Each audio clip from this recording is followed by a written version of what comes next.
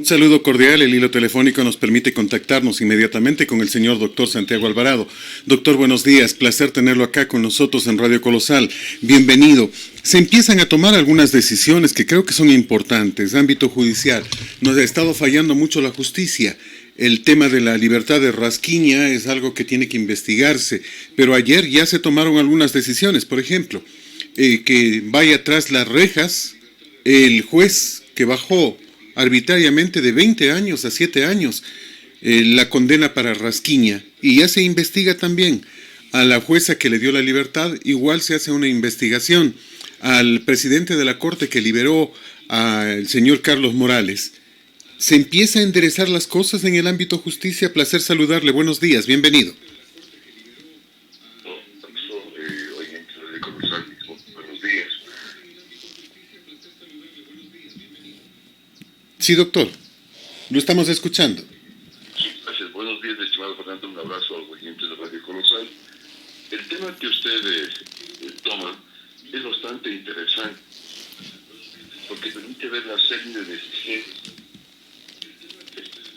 y la falta oportuno que tienen ciertos actos de la justicia. El caso del señor Castillo es bastante peculiar, porque primero hay un tribunal penal que le da 8 años, luego hay una corte provincial que le sube a 20, y finalmente un juez de garantías penitenciarias que vuelve a bajarle a 8. Entonces la pregunta es, ¿qué pena entró a cumplir en el centro de detención penitenciaria el señor Rasquiña? ¿Él entró a cumplir una pena de 20 años o entró a cumplir una pena de 8 años? Al parecer, él estaba cumpliendo una pena de 8 años en atención a que la actuación del presidente de la Corte del día de ayer, la detención del juez Tamayo en la ciudad de Guayaquil, por error, le dice, bueno, usted dio por señor, por lo tanto, empezamos a investigar. Eso significa que los jueces de la Tacunga actuaron en usted las deficiencias legales cuando los legisladores no hacen normas adecuadas. Tenemos dos sentencias, una de 20 y una de 8. Al parecer la de 8 es la última decisión legislativa, y claro, los jueces de garantías penales no están en la competencia legal de establecer cuál pena debe cumplir alguien, si uno de 20 o uno de 8. Y entonces los requisitos para una prelibertad son tan sencillos, mire usted cómo se puede evadir la norma, son tan sencillos como simplemente la certificación de buen comportamiento, una certificación de que se encuentre en mínima seguridad y una certificación de un organismo público. Y bajo esos parámetros se puede otorgar la libertad. Entonces, mire usted, es la propia norma jurídica la que permite que haya esta serie de orificios a través de los cuales pueden deslizarse errores judiciales. Yo creo que habrá que culpar seria y severamente a los legisladores que están haciendo normas jurídicas pensando que todo es sanción, sin establecer que en el camino para llegar a esa sanción tienen que establecerse los verdaderos controles. Yo creo que en el futuro estas cosas van a tener que enderezarse o inventarse dependiendo de quiénes sean designados asambleístas para que hagan normas coherentes, apropiadas y llenas de conocimiento, y más no llenas de demagogia, de discursos baratos sobre combatir corrupción, sino con verdadero conocimiento y profundidad. En el caso de la libertad al señor Morales, no lo entendemos todavía, porque no es de la tercera edad, no es de grupos vulnerables, no está embarazado, o sea, ¿cómo así lo dieron libertad? O sí hay una posibilidad de conceder libertad a una persona, porque me sorprende que tengamos dos prefectos, la de Pichincha y el señor prefecto del Guayas, con grillete. O sea, para mí es una vergüenza que autoridades estén al frente de tan importantes instituciones con sospecha y con duda, porque el grillete es por lo menos mínimamente es aquello, ¿no? Fernando, tómese nota de que no se trata de defender a ninguna persona. Nuestro criterio y lo que usted siempre ha buscado, mi estimado Fernando, es una objetividad en la información, y eso creo que hace de Radio Colosal precisamente un medio de prestigio comunitario. Yo creo que hay que establecer nuevamente los medios. Lamentablemente las normas jurídicas así lo establecen. Recuerde usted que la Constitución del del año 2008 establece en una de sus normas que la prisión será extraordinaria. Extraordinaria. O sea, solo en el caso extremo, nada más. La propia Constitución lo dice. Y recuérdense que es una Constitución. Una Constitución es un texto solemne que organiza el Estado y contiene derechos para los ciudadanos. Entonces se está dando el derecho al ciudadano de que solo en causa extrema sea privado de la libertad. Y bajo esa circunstancia hay uso y abuso en muchos casos de esa libertad. ¿Y cuál es el razonamiento para el señor Morales? ¿Y cuál es el razonamiento para la señora Pavón? Sencillamente los razonamientos son de que la prisión es extraordinaria en esos casos. Porque cuando un común y mortal ciudadano, el de la calle, se hurta un teléfono, se roba una gallina, pues ahí sí la prisión no es extraordinaria. Ahí sí hay que llenar las cárceles. Pero claro, como las cárceles están llenas de pueblo y las cárceles no están llenas de cuello blanco, los niños bonitos corren riesgo. Entonces, para ellos sí la prisión es extraordinaria. Nuevamente la legislatura, nuevamente la Asamblea Constituyente del año 2008 cometió este gravísimo error. Me van a decir seguramente muchos ciudadanos, pero es que no solamente es la Constituyente, es la Corte Interamericana de Derechos Humanos las que han establecido que la prisión sea extraordinaria. Sí, mire usted, nuevamente, legalmente, constitucionalmente y convencionalmente, por las convenciones de la Corte Interamericana, permiten esta serie de fugas de agua, permiten estas fugas de agua y son legales las cosas que pueden ser inmorales, son legales las cosas extraordinarias que pueden tener graves problemas. Y entonces, para vergüenza pública, tenemos personas que mínimamente, ojo, un legislador, yo creo que con poco conocimiento de derecho, debe haber puesto la norma indicando de que si se inician juicios penales que no hayan merecido todavía sentencia, la autoridad puede ser suspendida. Debe ser suspendida. Debería ser suspendida. Ahí usted tiene una reforma legal, tiene un mecanismo idóneo a través del cual no pasamos solamente. El tema no es solamente de vergüenza pública, mi estimado Fernando. El tema es que si esta persona con grillete retorna a la institución, pueden desaparecer las evidencias que pueden constituirse en medio para demostrar el delito. Eso decía la ministra fiscal, precisamente. Entonces, eso decía Diana Salazar, que va a desaparecer Morales todas las pruebas. Y claro, ahí usted tiene una salida legal que dice que la prisión es extraordinaria.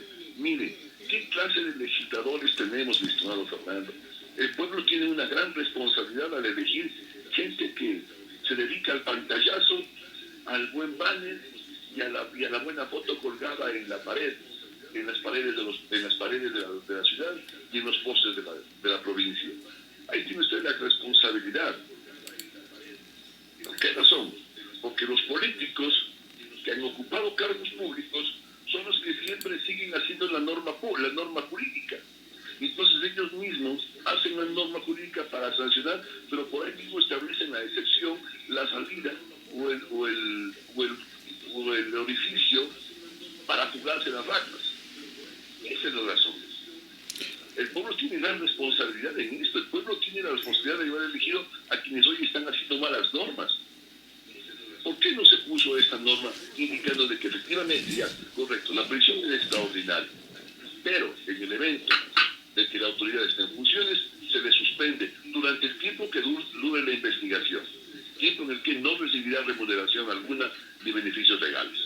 Necesitamos cambiar la norma. Mire, en este instante estamos viendo cualquier cantidad de publicaciones que nos muestran de cuerpo entero a nuestros asambleístas, pidiendo cargos, tramitando obras, tramitando puestos, todo prohibido por ley. ¿Qué dicen ellos? Ayer ya salieron en grupo para amenazar a los periodistas, entre comillas, a los medios digitales, a los que llamaron anónimos, a los que insultaron. Y lo hacían en un documento que ni siquiera lo firmaban. Y uno termina diciendo, bueno, ¿y qué les pasa? O sea, ahora se van a defender en grupo. De esa manera entonces hay que amedrentar a la gente para que no informe, para que no diga nada. O sea, esto es similar o peor que la red Peñaranda. Y debe actuarse igual que se actuó hace alrededor de 12 años, sacando a todos los asambleístas de forma inmediata, ¿no? Pero ¿qué sacamos si finalmente quedan subalternos? Hay honrosas excepciones de alternos que merecen la verdadera calificación de asambleístas. Mi estimado Fernando, yo le invito a usted a una reflexión. ¿Qué es primero? ¿Qué es primero?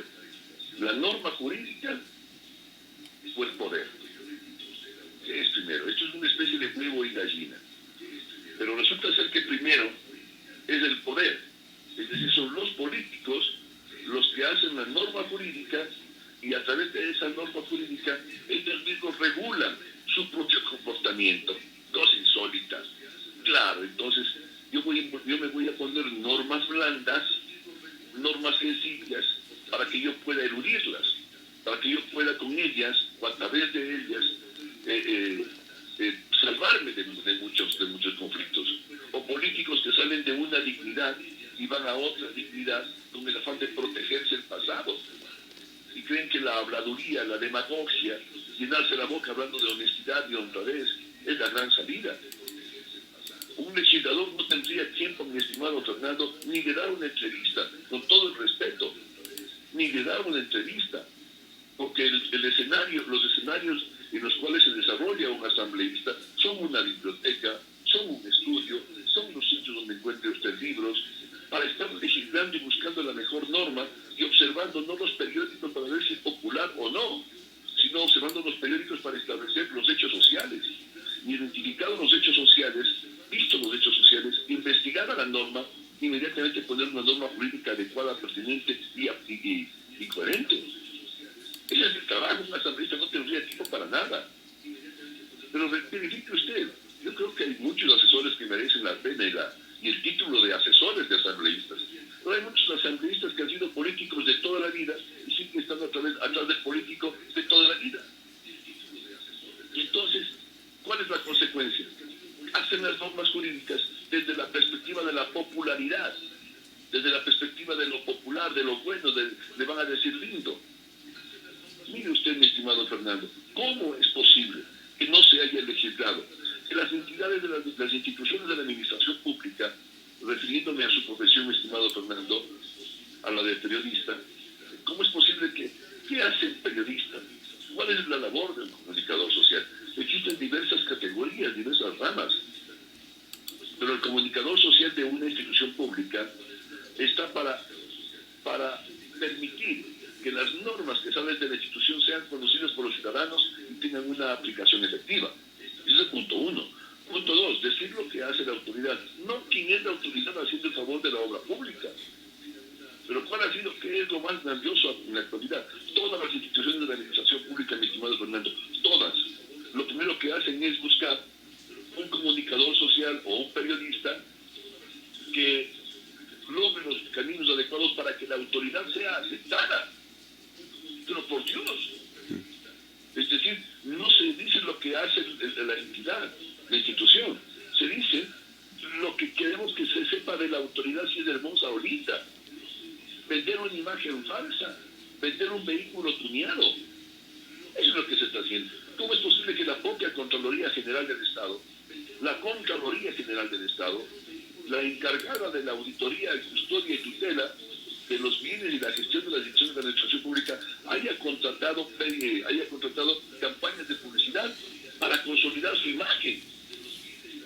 Por favor, mi estimado Fernando, esas cosas no pueden ser. Las instituciones alcanzan credibilidad, aceptación por lo que hacen, por lo que son, no por lo que se vende de ellas.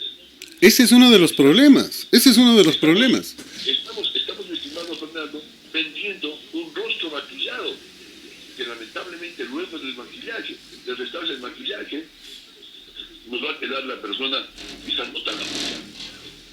Eso es lo que nos está preocupando, porque estamos viviendo en un país de maquillaje, en un país de fantasía, en donde el relacionador social o relacionador público pues simplemente se transforma en un chismoso, en estar pendiente de lo que los medios digan para enemistar a la autoridad, no terminan de entender cuál es su función, no terminan de entender cuál es su trabajo.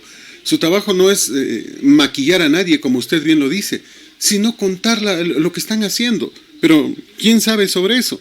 No solo es ley, también es formación de la gente, y eso nos preocupa. Porque la formación de la gente no es buena.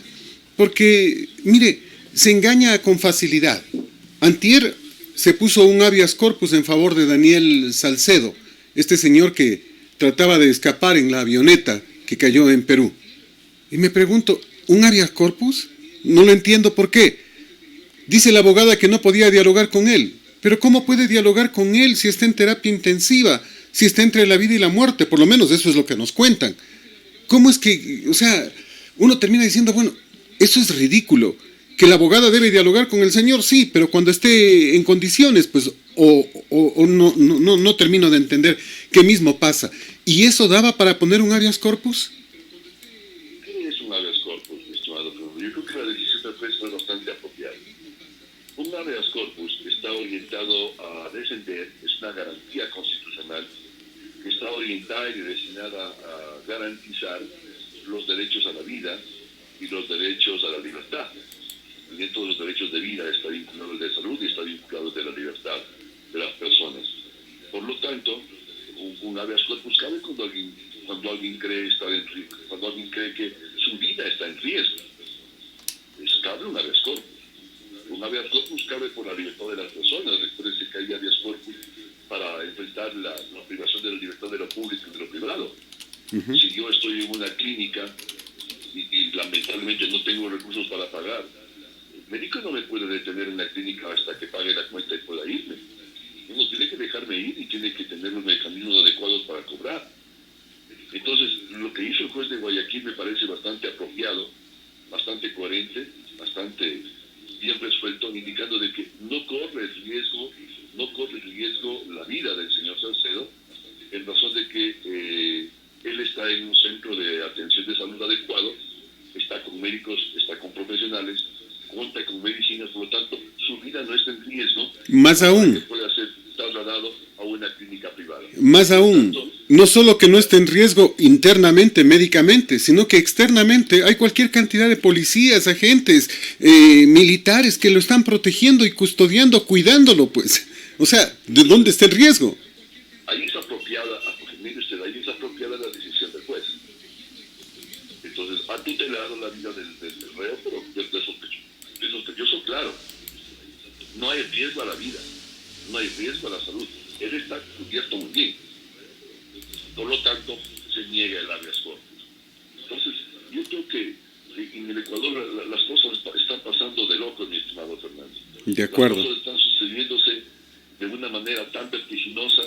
No es posible que un acto de corrupción sea tapado por otro acto de corrupción y aquí sea una campaña.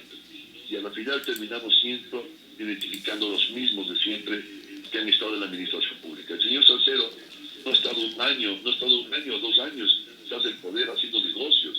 Es un hombre que tiene muchos años, no como dijo el señor Roldán, desde los 12 años, no, muchos años haciendo negocios ilícitos. ¿Qué hay atrás de IES? Atrás de IES hay una verdadera mafia. ¿Y cómo es posible que los legisladores no se hayan sentado, mi estimado Fernando, a leer la ley orgánica, la ley de seguridad social? ¿Cómo es posible que no se hayan sentado a leer la ley de contratación pública para ver, primero, ¿está adecuadamente organizado el seguro social? ¿Es coherente y aprobado que esté regido por un directorio representado por un delegado del presidente de la República, por uno de los jubilados, por uno de los empleadores, por otro de los trabajadores? ¿Qué rol tiene ahí el Estado, el gobierno para meter un representante si el seguro social es de los particulares? Y además el Estado es el principal deudor del IES. Pues. Entonces, habría que ver si la ley de seguridad social está adecuadamente desarrollada o no. Se está cumpliendo los fines para los cuales fue creada, o si ya debemos cambiarla. Pero claro, se sigue diciendo que en el seguro todo está mal, pero se sigue manteniendo, queremos un arroz blanco cuando la olla está negra. Es imposible, pues. Es imposible con la olla llena de carbón sacar un arroz blanco. Ese es el problema. El problema es que no estamos viendo lo de fondo, sino solo queriendo cambios superficiales. Y eso no se puede hacer, pues.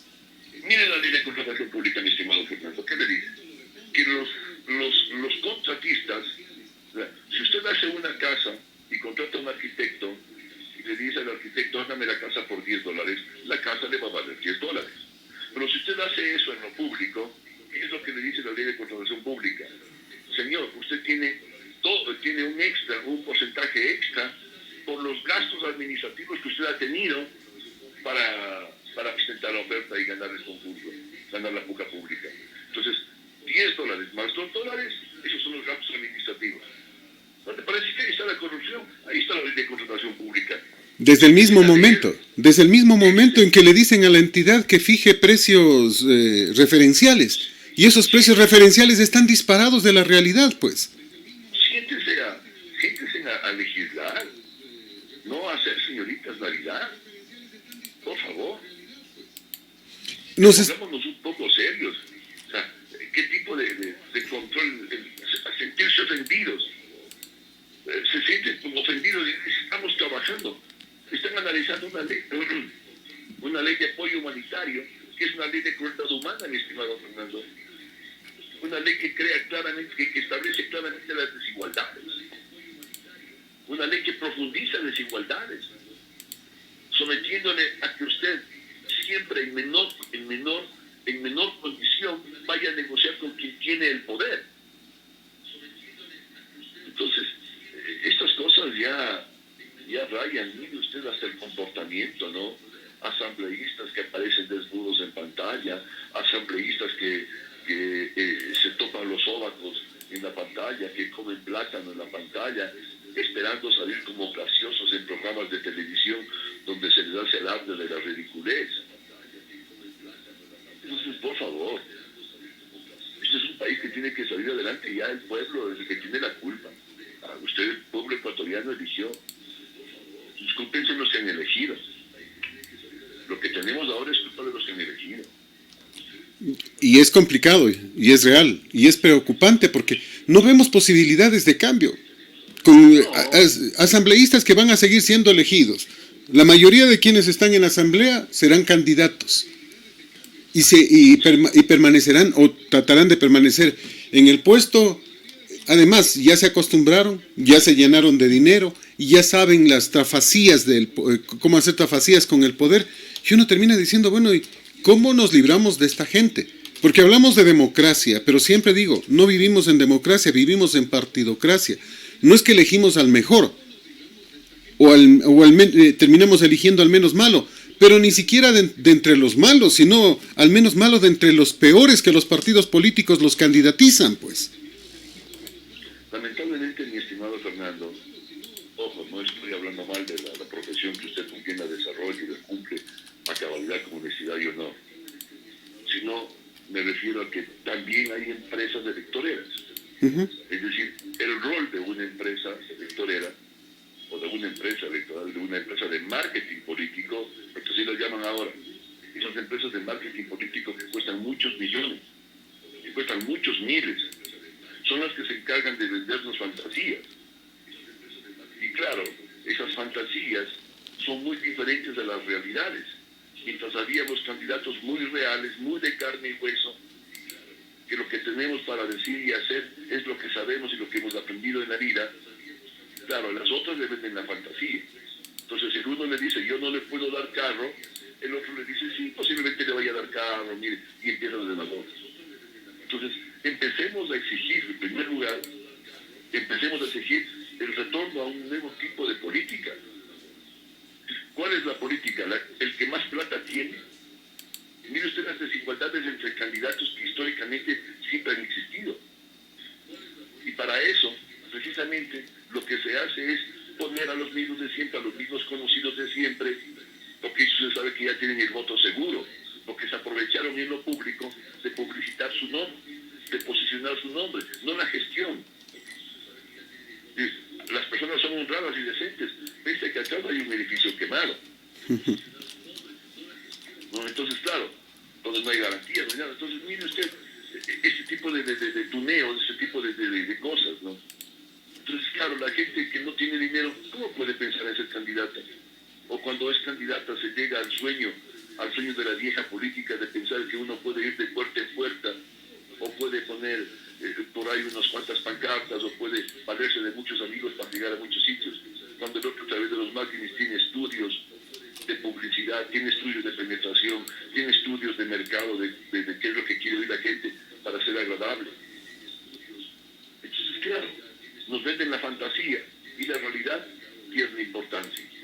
Y estamos en un mundo, lamentablemente, mi estimado Fernando, en el que se nos ha enseñado que la fantasía más el consumo es la mejor manera de vivir. Los grupos de poder. Me quedo pensando justamente en grupos de poder, grupos políticos, grupos que empiezan a tener medios. Mire, aquí hay varios políticos que ya se hicieron de canales virtuales, por llamarlos de alguna manera, de canales digitales. O sea, y se olvidan de su profesión para pasar a ser comunicadores, simplemente para estar en palestra, buscar pantalla y tratar de ser los próximos candidatos. Mientras sigamos por ese camino y la gente sin querer los siga, pues no vamos a ningún lado, no vamos a conseguir cambios. Y tenemos lo que tenemos. El país no va a cambiar, mi estimado Fernando, así. Es decir, ¿hasta cuándo entendemos que es zapatero a su zapato? Hay que entender que el comunicador social se forma como comunicador social para hacer comunicación social. Gente que sepa exactamente la diferencia entre lo que es un ensayo, entre lo que es una opinión y lo que es una información. Pero lamentablemente aquí no sucede aquello, lo que usted dice no es cierto. Mucha gente ya con sus canales virtuales apareciendo públicamente a decir cualquier barbaridad. Y claro, con el privilegio de concluir al final del programa respecto de lo que es lo idóneo. Entonces gana dos cosas. Gana la lisonja a la persona que está entrevistando, porque un periodista no es que le falte respeto al entrevistado. Un periodista le pierde el miedo al entrevistado de igual a igual para sacar una verdad, para obtener una conclusión final. Pero en los otros casos no. En los otros casos de los virtuales buscan agradar a la persona contraria, y entonces se quedan como una amistad, pero además se han hecho públicos con ella. Sí, la foto junto a la persona. Entonces yo creo que estas cosas lamentablemente hay que cambiarlas, hay que decir seriamente, pero la gente lamentablemente, mi estimado Fernando, me va a disculpar, pero a un pueblo que no es culto, lo lógico es que no tenga los tipos de gobernantes que tenemos.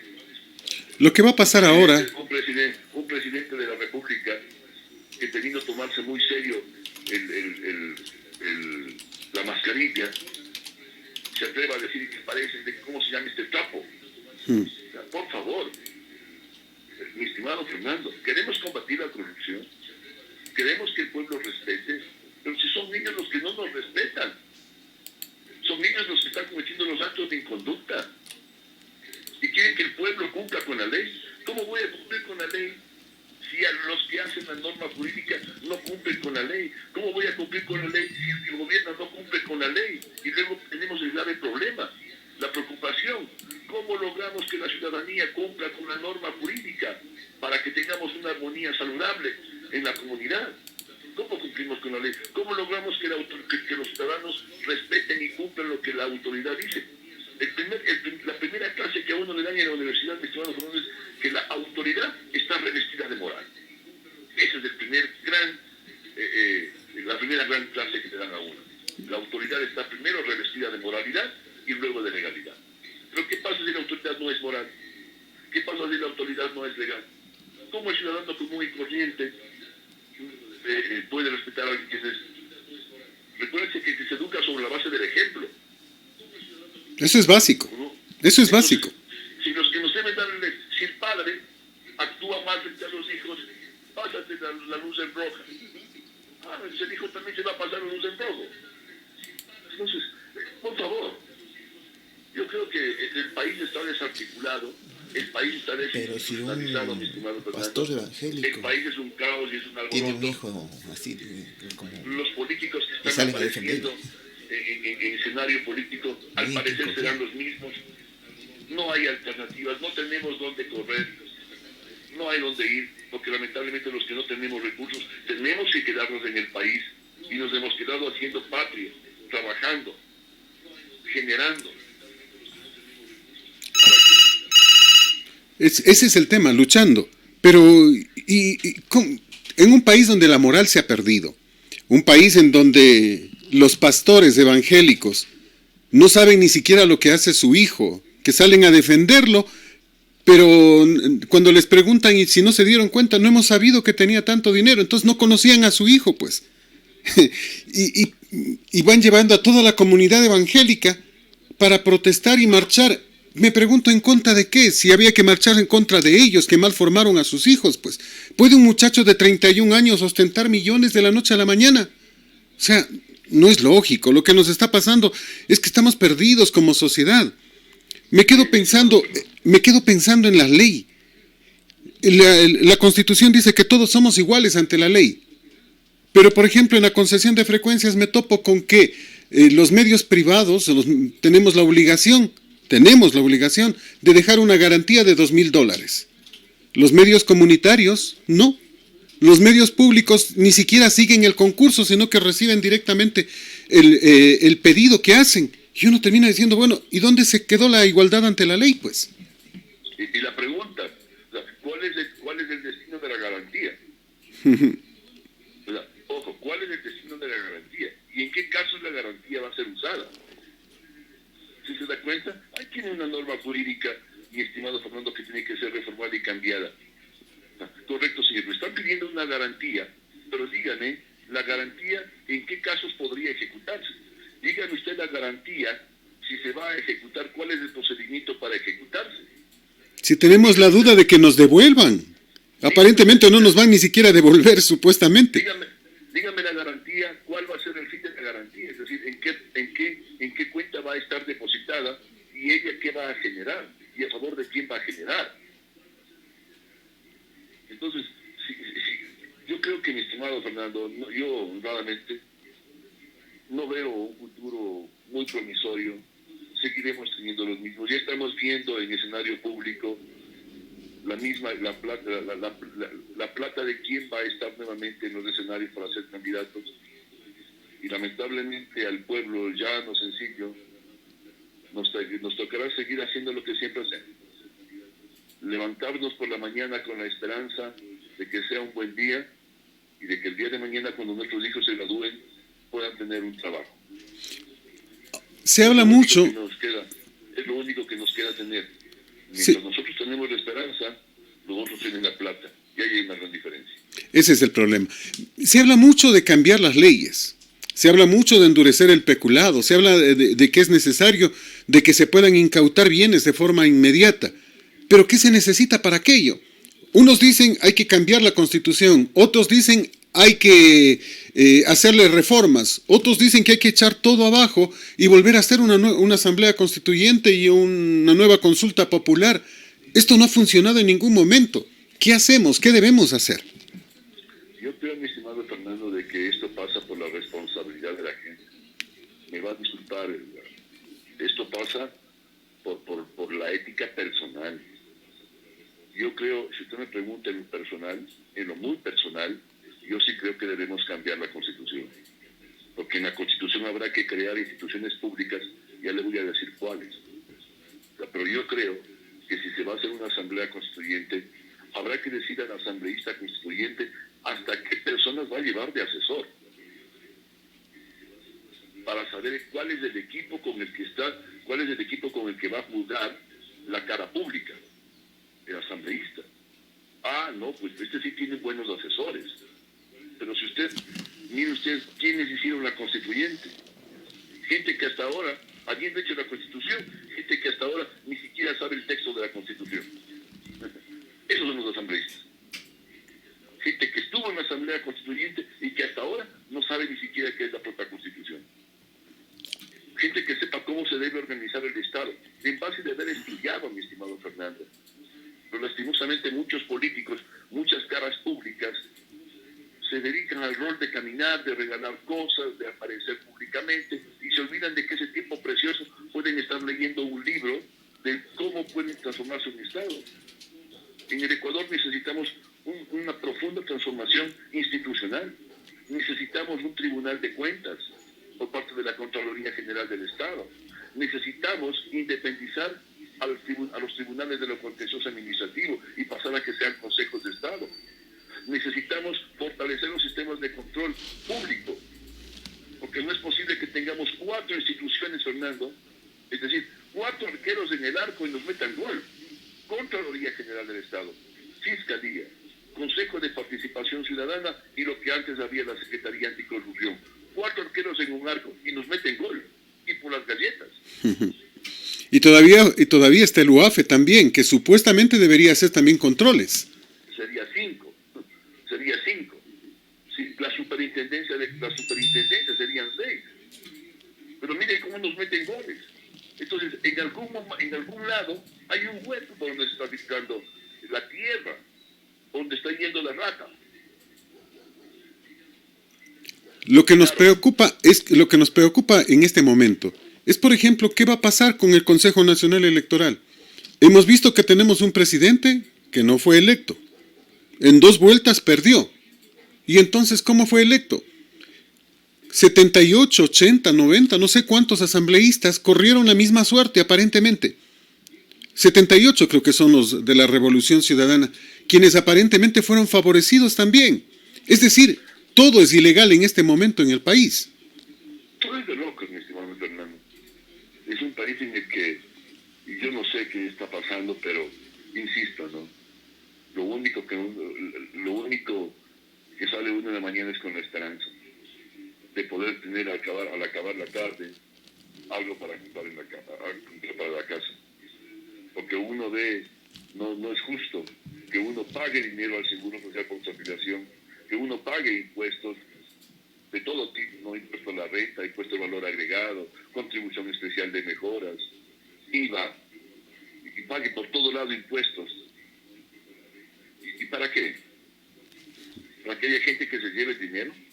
Mire usted, insisto en esto, se han llevado tanta plata en el IES que a nadie se le ocurre decir que es hora de revisar la institucionalidad del IES como norma jurídica. Por lo menos determinaron ayer o antier cuánto era lo que debía estar en el IES. 48,000 millones de dólares. Están menos de 28,000. 20,000 han desaparecido. Y en los 28,000... La propuesta del señor Walter, Fernando. Subamos el costo de las afiliaciones. No tiene lógica. Quitarle más plata al pueblo ecuatoriano. Sí, ya estamos trabajando con la mitad de la remuneración. En las actividades privadas casi no hay trabajo. Me imagino que, al igual que yo, que la gente honesta y honrada, mi estimado Fernando, usted pasará momentos delicados porque la gente dirá, no hay dinero para publicidad. Inclusive no hay dinero para pagar. Y hay que entender al cliente, pues. O sea, tampoco se le puede forzar. Pero entonces, claro, ¿cómo es posible que yo estoy haciendo mi sacrificio y vemos cómo roban? O sea, todo es por millones, todo es por miles, y el presidente no ha sabido nada. El presidente estuvo 10 años vinculado al poder anterior y no ha sabido nada. Y está 3 y tampoco sabe ahora quién repartió los hospitales. Entonces, mire usted, yo creo que se corresponde sentarse, mi estimado Fernando, y ponerse a llorar. Yo me pregunto, ¿cómo va a ser posible este país que no piense en el ciudadano común? En este momento hay mucha gente que no ha pagado los préstamos que ha alcanzado en las entidades bancarias, porque la han despedido. Hay gente que yo tengo en mi despacho, en mi actividad profesional, gente que dice, doctor, yo me endeudé confiado en que tenía el trabajo. Ya he pasado pagando 6 meses, un año, un vehículo, y al día siguiente me han despedido, doctor. ¿Qué hago? ¿Qué hago con el bien si el carro vale $15,000 y ahora me quieren coger en $8,000? Y ni para pagar el préstamo. Pero claro, mire usted, ¿qué es lo que le dice la ley de crueldad humana? Llegue a acuerdos con el banco. ¿Y usted cree que el banco llegue a acuerdos, mi estimado Fernando? No. En el mejor de los casos le refinancia a plazos, pero con interés. En el mejor de los casos.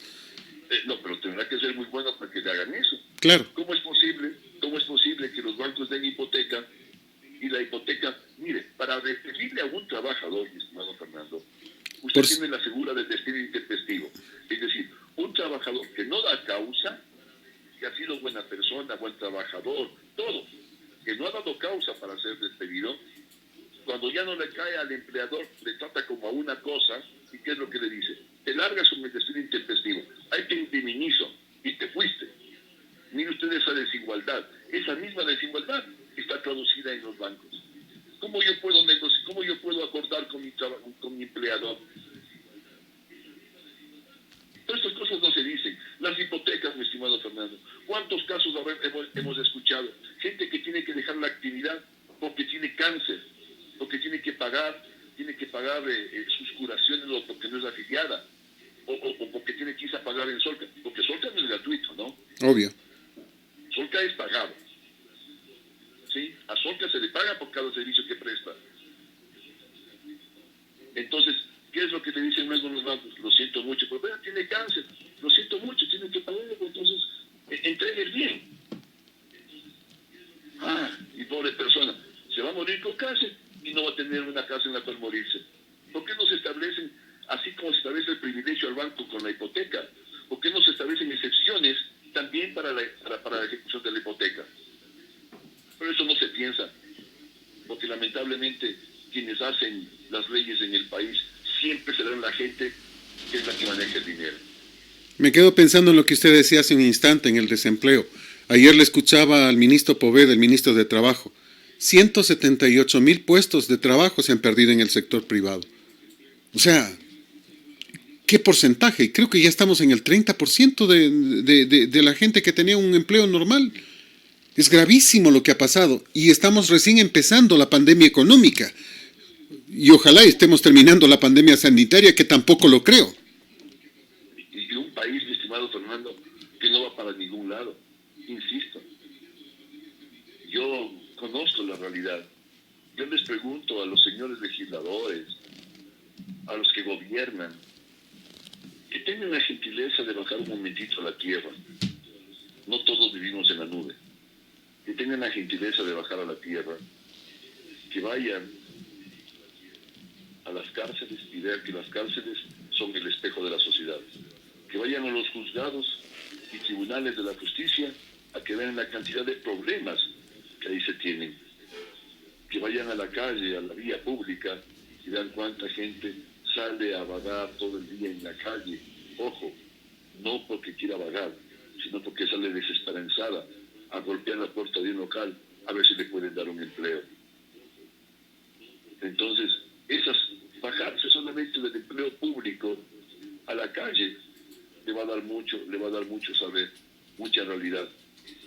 Pero claro, lo que primero hace un político es encontrarse a alguien que le monitoree los medios para saber en cuál de ellos se habló mal de aquel. Inmediatamente hay que buscar la forma del ataque, destruirla o mejorar la imagen.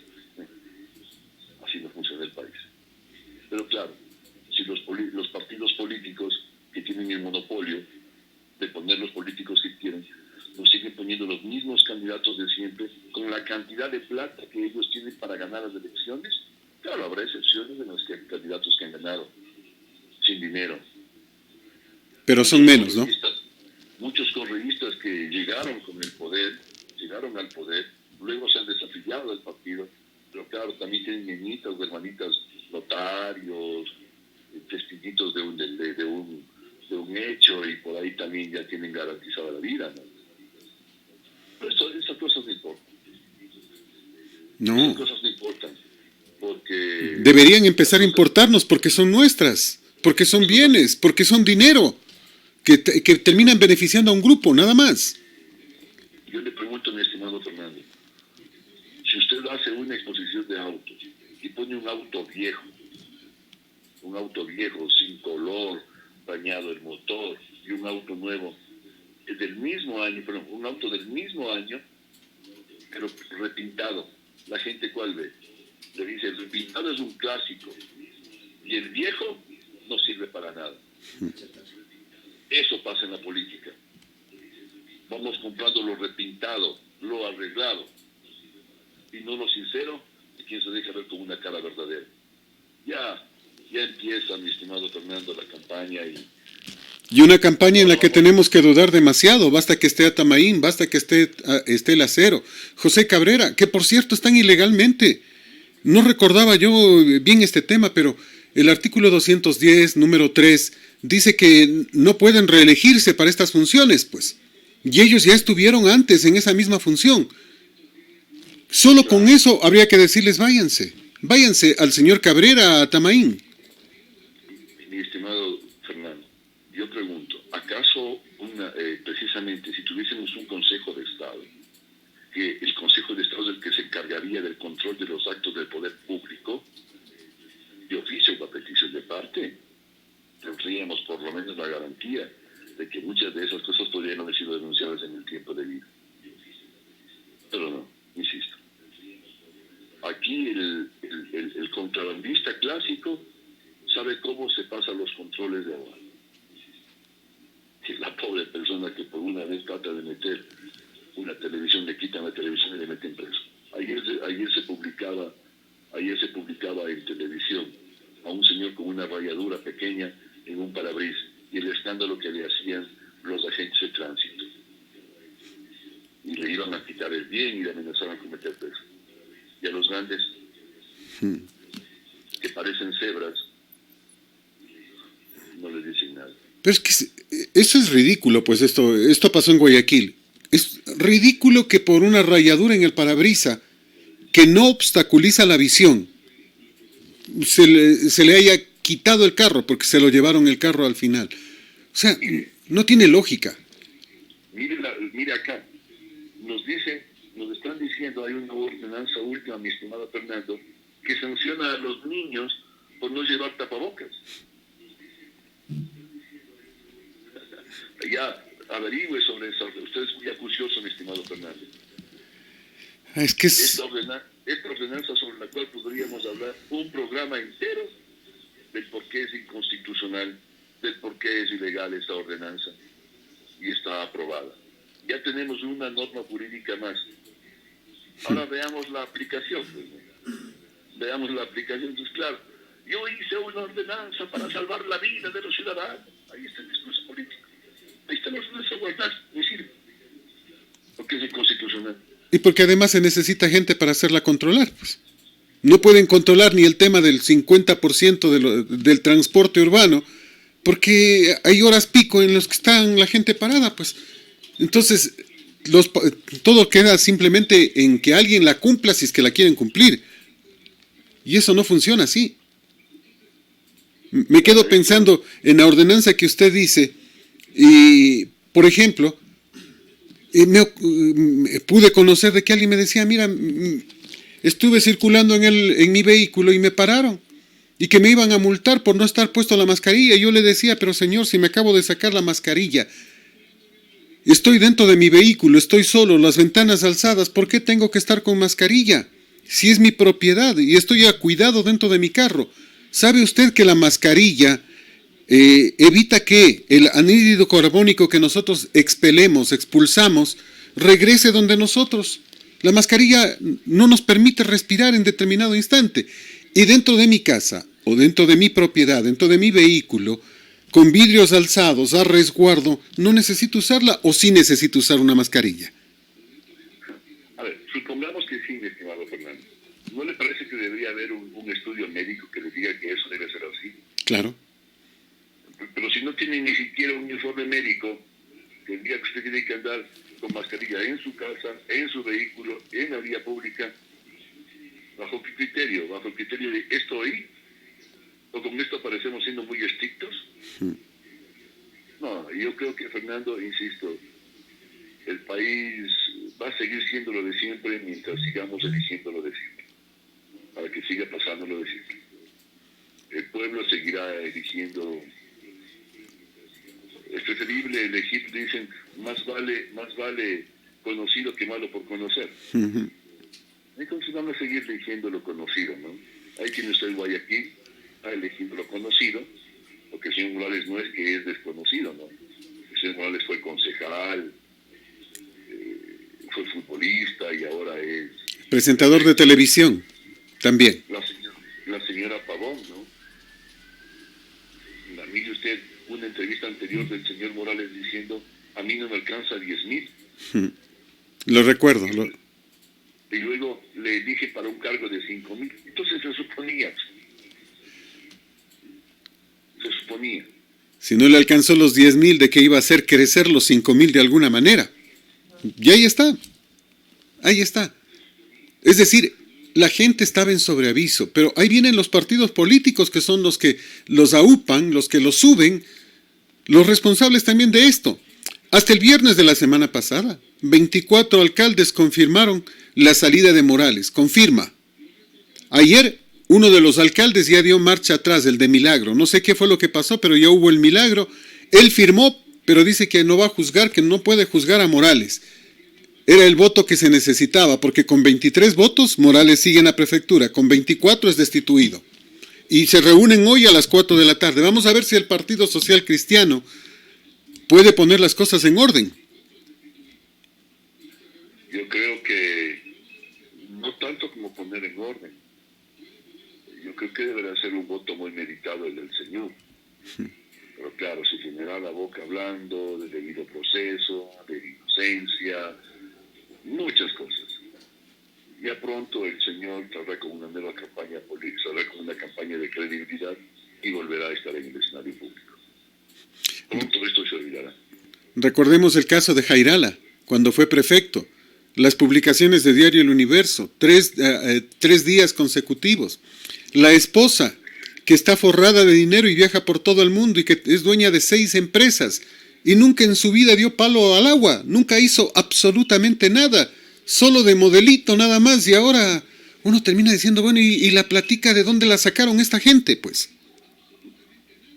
No, mi estimado Fernando, yo creo que especialmente los medios de comunicación con los suyos son los que permiten por lo menos hablar de manera libre, porque hay medios en los que uno quizá no puede hacerlo, tiene sus limitaciones, o hay otros simplemente que no quieren hacerlo a nivel nacional.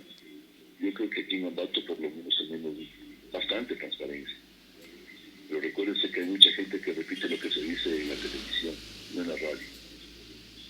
La verdad dicha por un comunicador social, por una cabeza parlante de televisión de la pantalla, es mucho más efectiva de lo que se dice en medio radial. Por eso es que muchos políticos, lo que ustedes dicen, ya se han puesto canales digitales. Y a través de aquellos tiene penetración, porque ahora el tema es, escucha este canal y te llevas a los 15 días una cocineta. Escucha este canal y a los 15 días te llevas una orden de un pavo o una orden de comer. Son tan tontos, les creen tan tontos a los ciudadanos como para decir vamos a poner un cebo para que piquen y luego nos saquen de la caña como caña de pescar. Terrible, mi estimado Fernando, terrible, pero no queda sino suspirar, mirar al Todopoderoso y decir ojalá algún día todo esto cambie. Ojalá. Me quedo pensando en algunas cosas, por ejemplo, CNT, por ejemplo, TAME, por ejemplo, Correos del Ecuador, y otras empresas que van a simplemente a desaparecer. ¿Realmente van a desaparecer o les van a entregar, por ejemplo, TAME, el ferrocarril del Ecuador? ¿Simplemente van a cerrar todo? ¿O es que están preparando todo para entregar a administradores extranjeros? A precio de gallina robada. Recuerde usted el Estado, por eso está la historia. Recordemos cuando el Ecuador era patrimonialista. Luego de cuando el Ecuador se hizo empresario. El Estado empresario. Y claro, en el Estado empresario, ¿qué es lo que se hicieron? Importarse muchísimas personas que en el sector privado habían generado muchos millones. E increíble. En lo público generaron solo pérdidas. Pero luego, esas empresas rematadas se van a lo privado y ahí sí funcionan. Entonces, yo creo, mi estimado Fernando, de que ojalá podamos cambiar. No nos queda sino confiar en el país que tenemos por delante, con toda la gente joven, que ojalá esté revestida de honestidad, de decencia, de honradez, para que nuestra vejez sea tranquila y la perspectiva que tenemos de nuestros nietos sea alentador. Ojalá que sí. Que no nos toca hacer como Kiko, pararnos de una esquina a llorar. Terrible. Doctor, como siempre es un placer conversar con usted, le envío un gran abrazo, nos da un enorme gusto poder conversar con usted. El señor doctor Santiago Alvarado, uno de los más pleclaros juristas que tenemos, un conocedor de la materia, con quien hemos tenido el placer de conversar. Gracias, mi estimado Fernando. Igual un saludo y un abrazo a usted, a su familia, a Juan Tapón, a su señora Mamacita, y respeto de siempre. Y no descanse, mi estimado Fernando, en este medio de comunicación. No descanse porque voces como estas no pueden quedarse. Un abrazo fuerte. Muchísimas gracias. El señor doctor Santiago Alvarado. Son las 7 de la mañana con 58 minutos. Atención a la hora, ya son las 7 de la mañana con 58 minutos aquí en Radio Colosal. Recuerden que pueden seguirnos a través de las distintas redes sociales y a través de nuestra página electrónica www.radiocolosal.com.